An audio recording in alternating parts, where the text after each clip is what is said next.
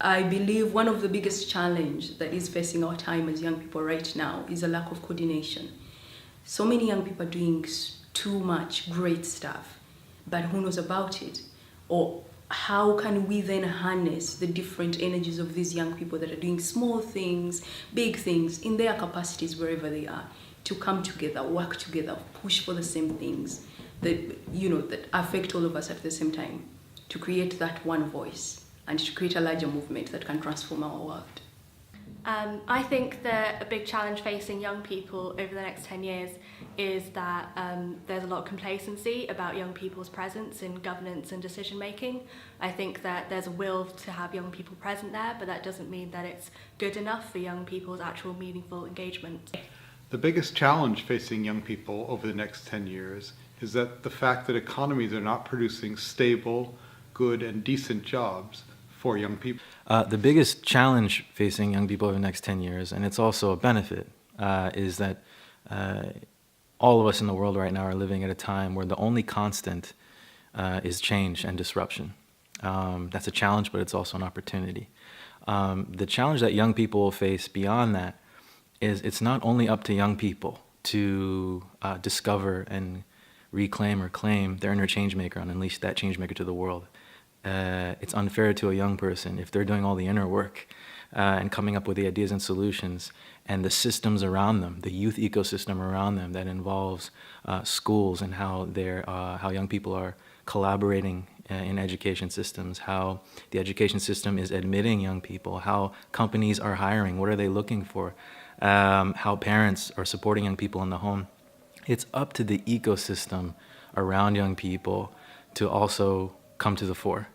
So young people have to face this challenge of structures and systems that are hesitant to change, because a young person is not tethered to change like the older generations, which means that the structures around them are also averse to change. I think the biggest challenge for young people over the next 10 years is the downsizing of aspiration. So that can be anything from not believing or feeling that you're going to have access to long-term secure employment, or thinking that you might not be able to secure or buy a house or afford to even rent a house and be able to live well. And I think the big challenge here is that, particularly in the UK with an ageing population, we're not the largest demographic for the government to take into account when they're creating policies, particularly during election cycles. So it's hard for us to hold them to account and to be taken seriously.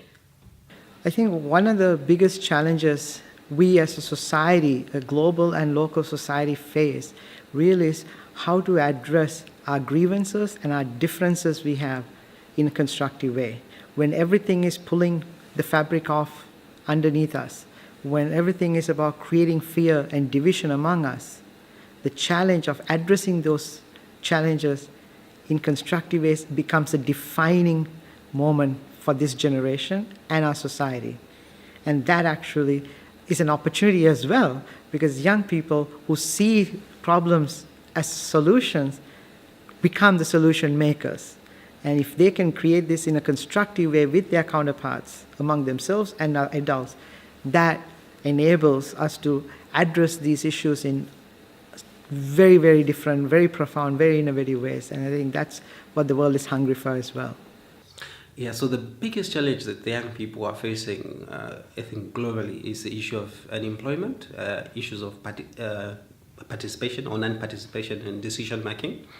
And these challenges, again, can only be addressed if they understand the reason why we have the Sustainable Development Goals, because the Sustainable Development Goals draws out how these issues of unemployment can be addressed for ensuring that governments create a conducive environment to create employment for the young people. The best way that young people can really address these challenges that we are facing is to understand the Sustainable Development Goals and to hold ourselves accountable as young people in terms of what are we doing to contribute to the achievement of the Sustainable Development Goals.